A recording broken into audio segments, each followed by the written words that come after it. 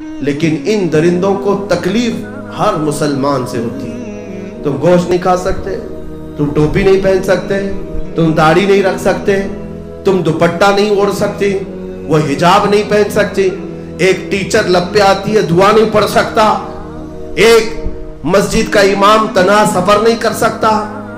حالات ابھی گجرات میں ایسے ہیں کہ ایک صاحب ہمارے ساتھ رہتے ہو، کہتے ہیں میں گاؤں میں گیا تو پورے گاؤں والوں نے گھیر کر کہا آپ سے خرید و فروخت ہمارے لیے جائز نہیں، ہمارے مکھیا نے اعلان کر دیا مسلمان سے خرید و فروخت نہیں ہو سکتی۔ یہ زہر ہے، یہ زہر ہے میرے عزیزو۔ انہیں قرآن پسند نہیں، انہیں رب ذوالجلال کے نام پسند نہیں، حضور پاک کا نام پسند نہیں، ہر چیز ہماری ناپسند ہے، تو پھر تم کس کے پیچھے لگے ہو؟ قیامت کے دن اللہ کی بارگاہ میں جواب دینا ہوگا۔ جو قوم دشمنی میں تل رہی تھی تم اس کو راضی کرنے کے لیے آگے پیچھے گھوم رہے تھے۔ اے مسلمانوں، آج اگر کسی کو راضی کرنا ہے تو وہ مولا کو راضی کر لو، وہ صرف ایک سجدے میں راضی ہوتا ہے۔ اس رسول کو راضی کر لو جو ایک درود میں راضی ہوتا ہے، اور اس دنیا پر پوری طاقت بھی جھونکو یہ نہیں راضی ہوگی تم سے، یہ راضی نہیں ہوگی۔ حجاب کے مسئلے کو آپ یہ سمجھ رہے پروٹیسٹ کرنے سے ختم ہو جائے گا، ہم اپنی طاقت دکھائیں گے؟ نہیں میرے عزیزو، عہد تو یہ کرو، غلطیاں ہمارے گھروں سے تھی، اب ہماری ہر بچی حجاب میں آئے گی، ہماری ہر بچی حجاب میں آئے گی، اب پابندی کرو، اور اس کے بعد دیکھو پھر اللہ تعالیٰ کی مدد کیسی ہوتی ہے۔ ایک بار جب تمہیں حکم دیا مولا نے کہ اس طرح سے تم ڈھل جاؤ میرے نبی کے اخلاق میں، پھر ہوگا کیا؟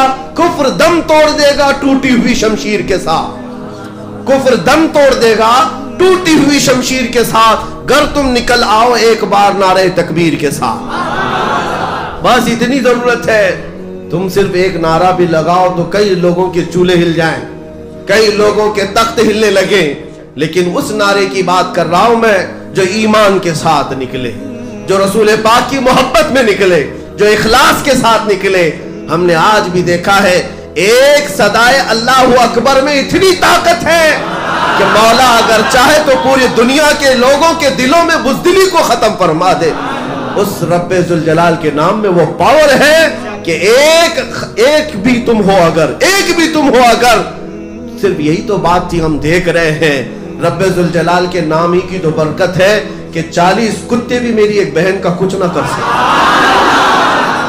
کچھ نہ کر سکے، کچھ نہ کر۔ ارے وہ کراٹے مین نہیں تھی، کراٹے وومن نہیں تھی، اور نہ ہی جو ہے طاقت بنائی ہوئی کوئی خاتون تھی۔ ہاں ہمارے پاس جو طاقت ہے وہ اللہ اکبر کی طاقت، ہمارے پاس جو طاقت ہے۔ جنگ یرموک میں جانتے ہو حضرت ابوبکر صدیق نے کیا نعرہ لگوایا تھا؟ کہا تھا کہ اپنوں اور غیروں کو پہچاننے کے لیے ایک ہی نعرہ، یا محمد یا رسول اللہ۔ اس میں طاقت اتنی تھی، اتنی طاقت تھی کہ غیروں کے چولہے ہلتے تھے۔ لیکن یہ کب ہو؟ جب ایمان کے ساتھ ہو، جب اخلاص کے ساتھ ہو۔ آج تم بدل لو کہ میرے کان اب یہ فلمی نغموں کے، آوارہ گردی کے گانوں کے پیروکار نہ ہوں گے۔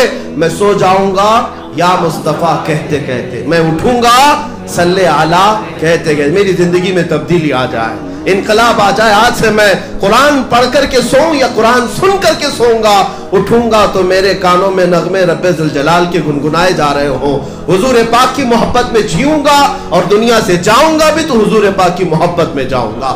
یہ عہد کرو میرے عزیزوں، پھر انشاءاللہ اللہ کی مدد بہت قریب ہے، بہت قریب ہے۔ ایک بشارت دے کر جاتا ہوں، آخری میری بات، خوشخبری بھی یہ دے کر جاتا ہوں۔ حالات خراب ہوں گے، اور حالات خراب ہوں گے، یہ زہر بھرے گا، اس لیے کہ ہمارے اللہ تبارک و تعالیٰ کا ایک قانون ہے کہ جب کچرا اور اچھی چیزیں مل جائیں تو انہیں چھانٹنے کے لیے مولا تعالیٰ سختیاں نازل کرتا ہے۔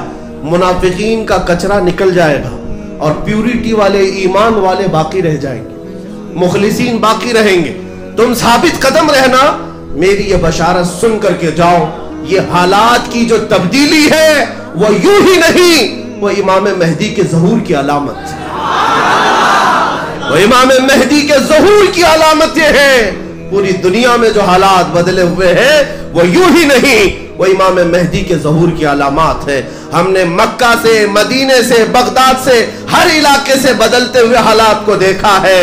اب پھر ہمارا یہ وجدان کہتا ہے وہ وقت آنے والا ہے جب افریقہ کی سرزمین ہو، امریکہ کی سرزمین ہو، ہندوستان کا کوئی چپا ہو، یہاں سے اگر کوئی آواز گونجے گی تو اللہ اکبر کی گونجے، اور اگر کوئی نعرہ ہوگا تو لبیک یا رسول اللہ بھی ہوگا۔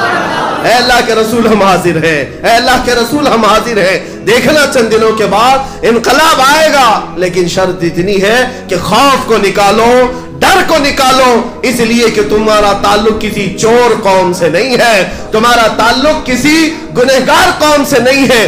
فخر سے کہو کل بھی میں حضور کا غلام تھا، آج بھی میں غلام ہوں، اپنا سب کچھ گنبد خضرا کل بھی تھا اور آج بھی ہے، میرے نبی سے میرا رشتہ، اور بتلا دو گستاخ نبی کو غیرت سنی زندہ ہے، ان کے نام پہ مر مٹنے کا جذبہ کل بھی تھا اور وآخر دعوانا الحمدللہ۔